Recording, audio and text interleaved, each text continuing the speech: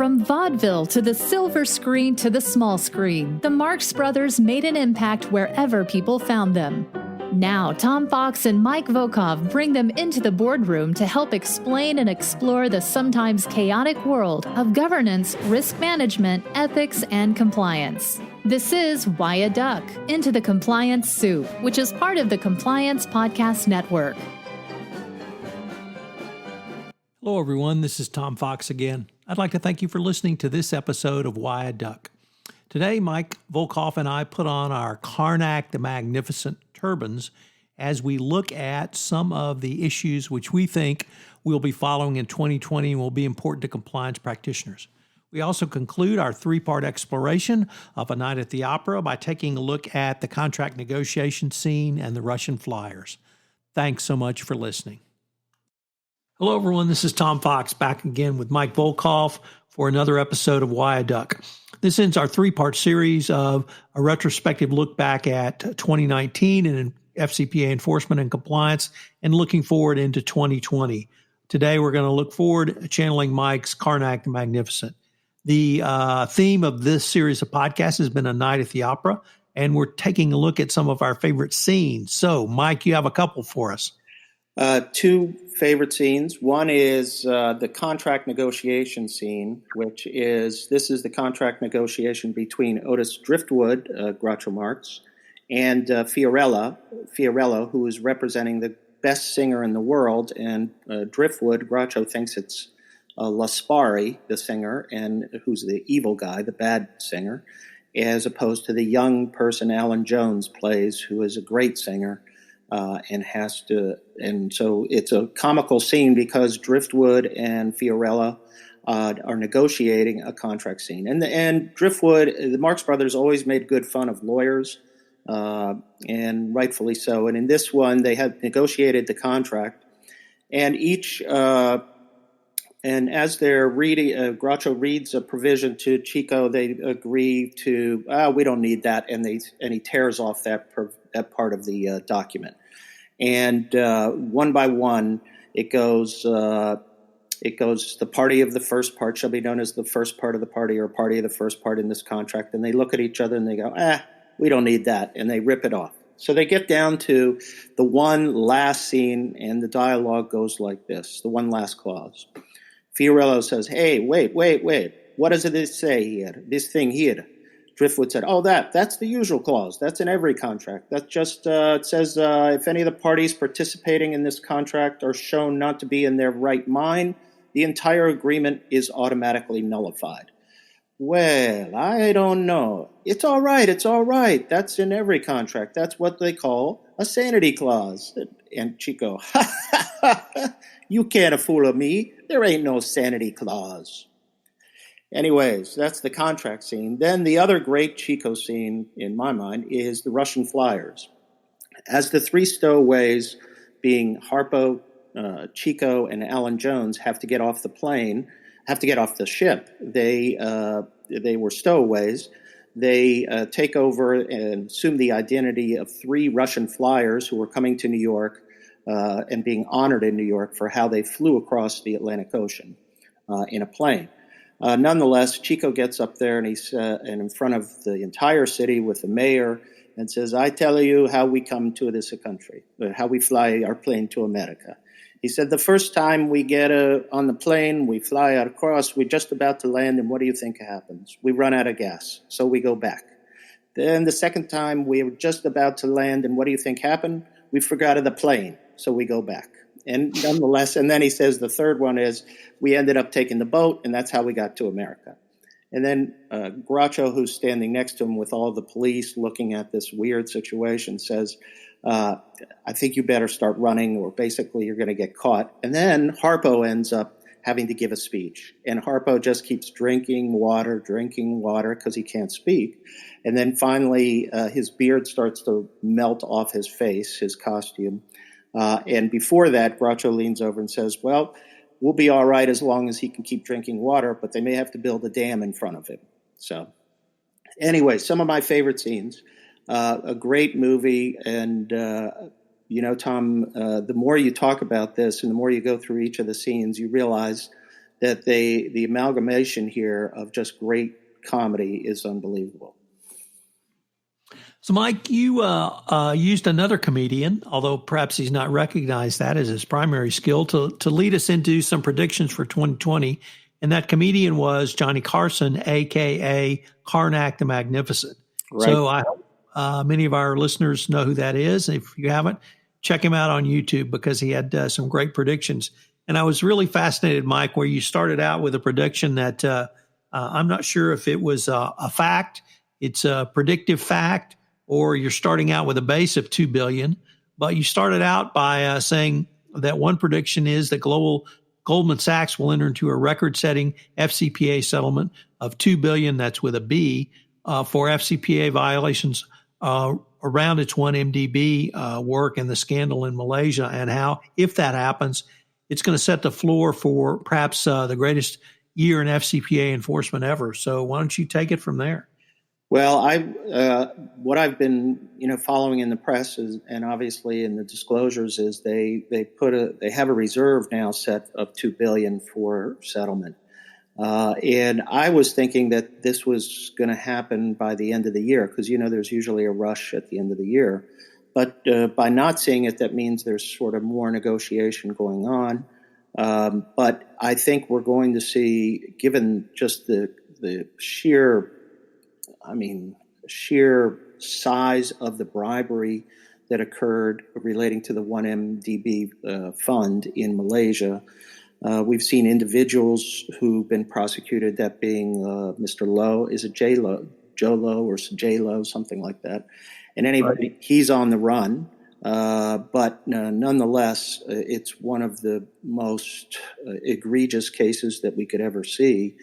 And so, look, if we get a $2 billion settlement, and it's not much of a prediction because I think it's a profound grasp of the obvious, which I'm pretty good at, is we're starting at $2 billion, Tom. And, if we have another, $2 billion year, you're at $4 billion. But it's certainly, people want to see Goldman Sachs pay a price here, and DOJ is going to use this case to really send a message. So this is going to be a big settlement. I think it'll be in the first quarter. I expect it to be in the first quarter. And we've seen settlements that have occurred, plea deals that have occurred already. So there are people who are cooperating, and we'll have to see where this case ends up eventually. So with you also had some other looks at other industries. We've talked about throughout this podcast series telecom and where that may be going, but you're seeing some things in perhaps healthcare, pharma, or medical devices. What are you seeing there? Well, I think we're seeing there's one big case involving Philips, GE, Siemens, that has been highlighted for several years, involving China and Brazil. And I think we may see some big prosecutions come out of that case this year. I think we're getting close to the end of those investigations. So I think the healthcare sector is obviously going to keep producing. The interesting question will be whether these are big enough for DOJ to get involved and settle these, or whether they'll stay at the SEC level. Which could still, add up to ultimately the hundreds of millions, but it's whether or not DOJ is really going to push that. But I mean, you've got two of the most corrupt healthcare, economies, that being China and also Brazil. But one I wanted to mention, Tom, which you have been writing a lot about, and I think it is something to really watch closely, is the cooperation from Unaoil and the Unaoil cases. And you being in Houston, right in the middle of the oil and gas industry, I'm kind of curious as to where do you see that going, because we could end up with another sort of sweep in the oil and gas industry again. Right, Mike, you, I think, correctly highlighted that.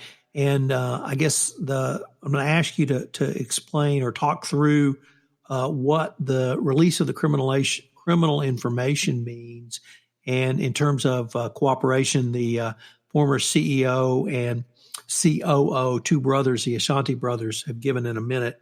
but the Department of Justice released their criminal information indicating that they will be going for sentencing in, I believe, March or April of this year. And in the criminal information, they identified 25 companies. They did not name these companies, but they identified by industry where the bribes were paid, what the bribes were paid for, and how much was paid out in bribes. With a little digging, it's pretty easy to figure out who those companies are. So you've got 25 companies that have engaged in bribery and corruption that at least the Ashantis have identified that the DOJ put in a criminal information. So that's kind of point one. Point two is there are companies in addition to those that have been previously mentioned regarding retaining Unaoil, both in the United States and in the United Kingdom. Finally, are the individuals who were identified, or at least not named, but once again identified with pseudonyms in the Ashanti criminal information. These individuals received bribe payments for making contracts with the Ashanti's clients, with giving confidential information, bid list information, engaging in anti-competitive and antitrust behavior, and most interestingly, for giving false references to organizations doing background due diligence on Unaoil, including Trace. Trace was fairly well excoriated earlier because of being lied to by these references given by Unaoil, and it points out this information made clear that there was an intentional effort to misrepresent to Trace, and that effort was paid for by the Ashantis and Unaoil. The way it was phrased in the criminal information, though, it was transmission of incorrect information via wire, i.e. Wire transfer, i.e. violation of the Mails Fraud and Wire Fraud Act. So those individuals who engaged in that behavior, I think, could be looking at some significant jail time. And really, I think many people had not thought about if you give a false representation or false reference and you communicate that via email, you've now engaged in wire fraud. I don't know how often that might happen, but I have a suspicion that perhaps a reference or two over the years has been somewhat embellished. So I think Unaoil is going to have huge implications. I think it's going to be bigger than Panalpina, and I think that if you're in the energy space, if you contract with Unaoil, you better scrub that relationship as highly and as tightly as you can. If you did business with people who used Unaoil, you better scrub that relationship because I think this could just be huge. But the thing I wanted you to perhaps explain is, what does it mean when a criminal information is released from people we now know are cooperating with the government? They were given a trial date. At this point, the criminal information was released in August, so they still had another 9 months before they were going to be sentenced. And then the last thing that Dylan Toker at the Wall Street Journal reminded me of when I met him in December, the Serious Fraud Office had been trying to get documents out of Unaoil for some time, and Unaoil had vehemently fought that. And in the middle of that effort, turns out Ashantis were extradited to the United States, pled guilty, and were cooperating all along. So that's I realize, a separate sidebar, but give us some of your white-collar background into some of those issues. Well, let's start first with the sentencing date. The fact that these were unsealed means that, generally this is an indication that their cooperation is done.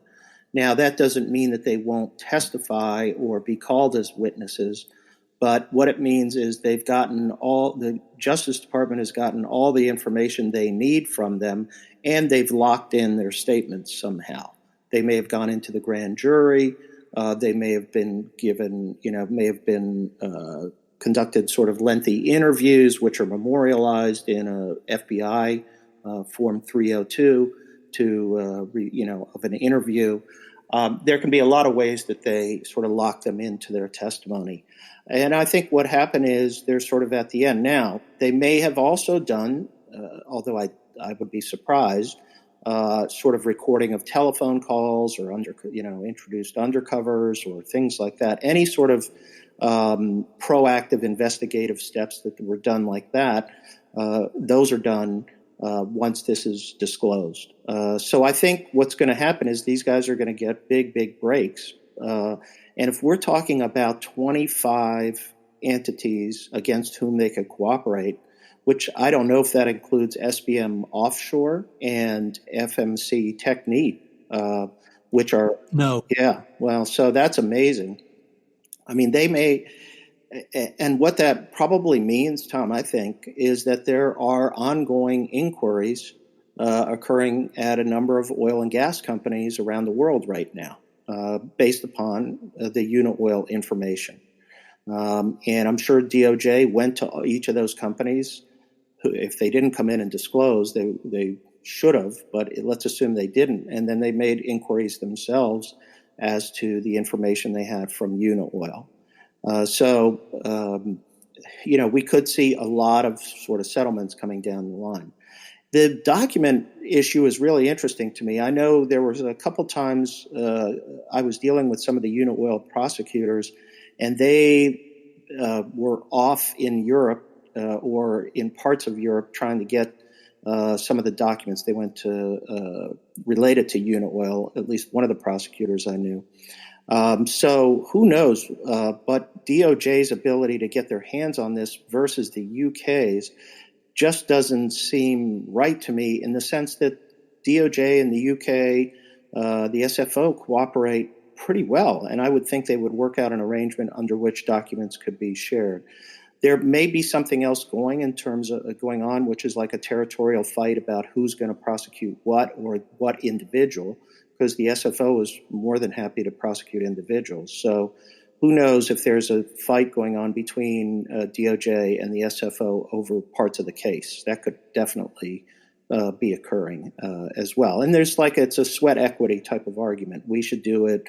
We can do a better job here because of these advantages or whatnot. And so that may be going on as well. But I think the unit oil matter that you've raised, and I know you've written a lot about this, is like a ticking time bomb here for the oil and gas industry. And it's been years. I mean, candidly, Halliburton was maybe one of the last cases. Oil and gas companies have been staying out of the limelight here in the enforcement area, and everybody has praised their compliance. And it may be, though, that as we've seen the price of oil decline, money that goes to compliance has declined, and who knows? Maybe there's certain things that fell through the gaps as time went on in the oil and gas industry. But it's still a vibrant community down there, and I always tell people it's one of the best set of compliance programs that I've ever seen.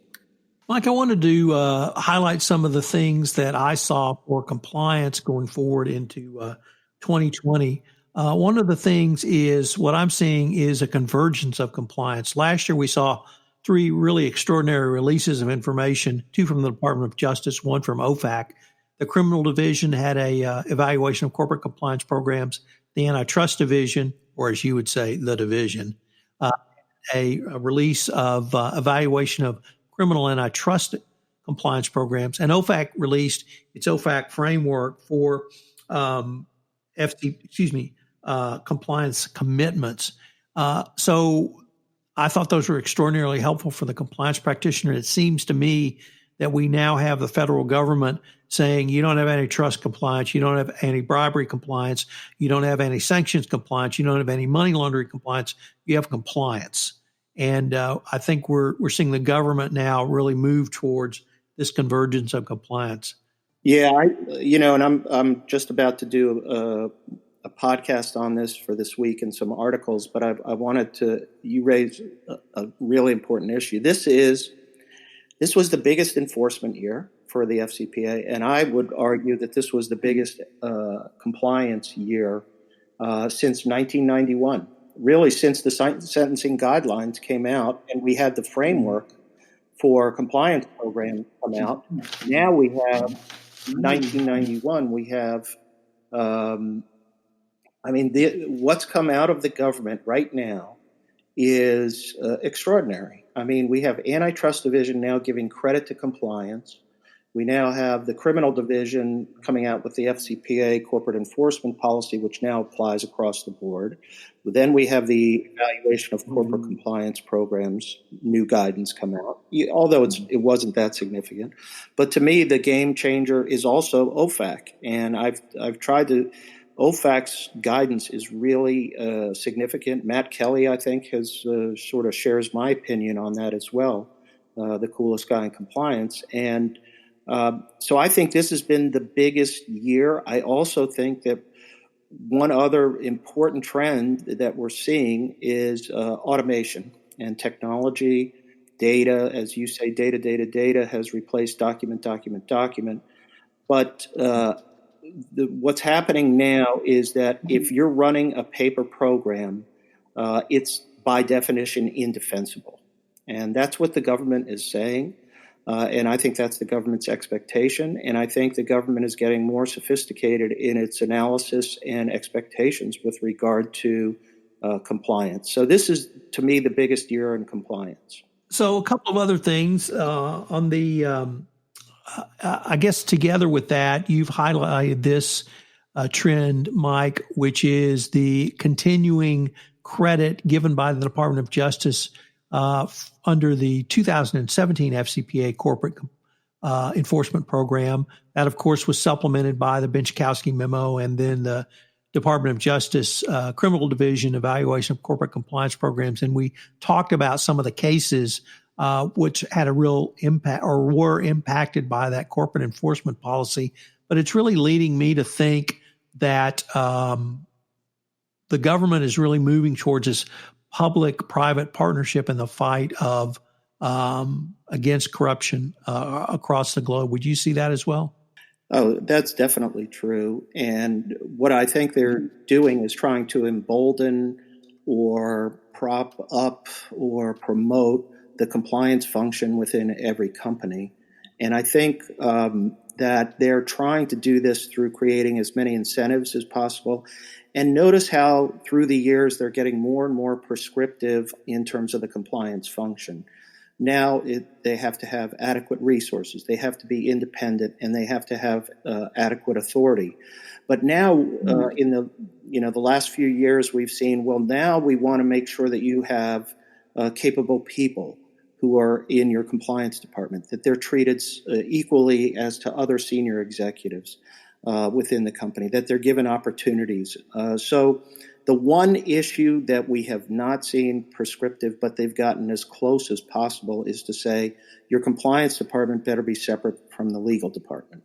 And companies are still struggling with that. And the department has come about as close as they ever will come in terms of prescriptive, in sort of highlighting that independence, authority, and empowerment almost by definition eventually is going to mean separation from the legal function. So, Mike, let me pick up on your point about technology, and I'd like to switch it over specifically to data. The Department of Justice, I thought, had a great pronouncement this year, which basically was, look, guys, if we can figure out data, you damn well better. So not only are we lawyers. If a bunch of lawyers can figure it out, then certainly compliance professionals can.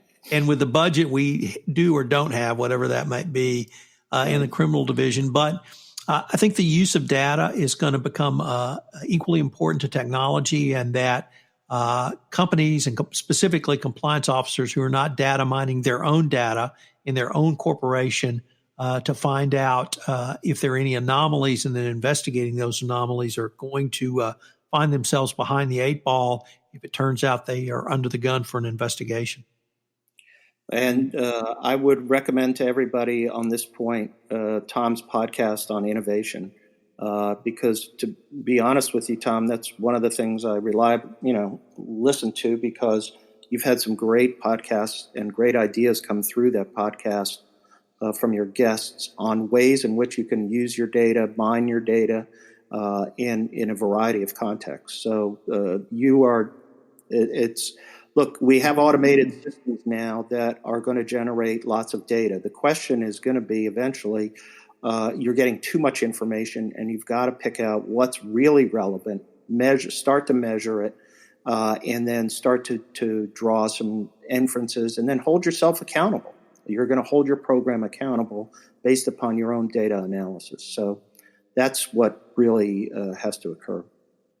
And Mike, I'd like to end with what I see for the compliance practitioner, which I think will be a game changer. And that's the idea to move compliance from a cost center to actually a profit center. I call it the ethical edge, but it picks up on your point on data as incumbent for the compliance practitioner, because I believe that effective compliance, having the data, analyzing the data, reviewing the data, looking at the data, improving the data, using the data as continuous monitoring to improve your compliance program creates a better and more efficient business process, which leads to greater profitability. We had last year Ethisphere's World's Most Ethical Companies come in at a 10.5% delta above the average profitability of the Standard & Poor's 500. This is the first time it was over 10% higher. For me, the interesting thing was 10 years ago, that number was 4.5%. So almost a 3 times increase in profitability by companies who receive Ethisphere's World's Most Ethical designation.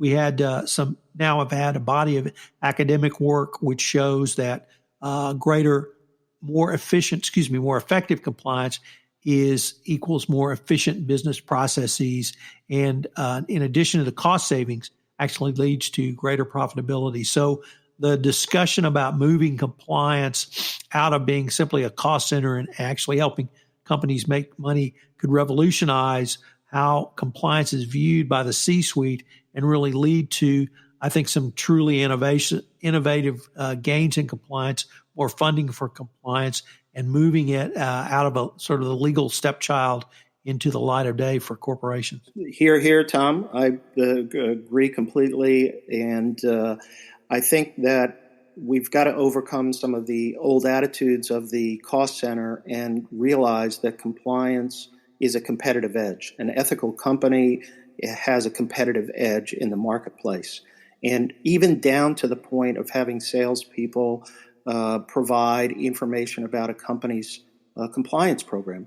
And Pat Nazzo always says to me, and he repeats it often, Pat at his age and my age, we always repeat ourselves. And he says, look, you want to have a trusted business partner. And the way you do that is by showing the trust factor to show that you have an ethics and compliance business decision framework.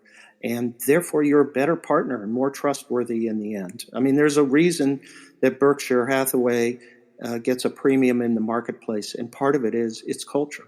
So, Mike, unfortunately, we're near the end of our time, but we're also at the end of our 3-part exploration through looking at the lens of Night at the Opera, taking a look back into 2019 and perhaps into the veiled land of 2020. It's been a great podcast series, and I'm looking forward to seeing what we come up with next. All right. Thanks, Tom. Hello, everyone. This is Tom Fox again. I hope you've enjoyed this 3-part exploration of where we were in 2019 and where we may be going in 2020 and A Night at the Opera. Thanks for joining us for this episode of Why a Duck. Make sure to subscribe, and if you enjoyed the episode, leave a review.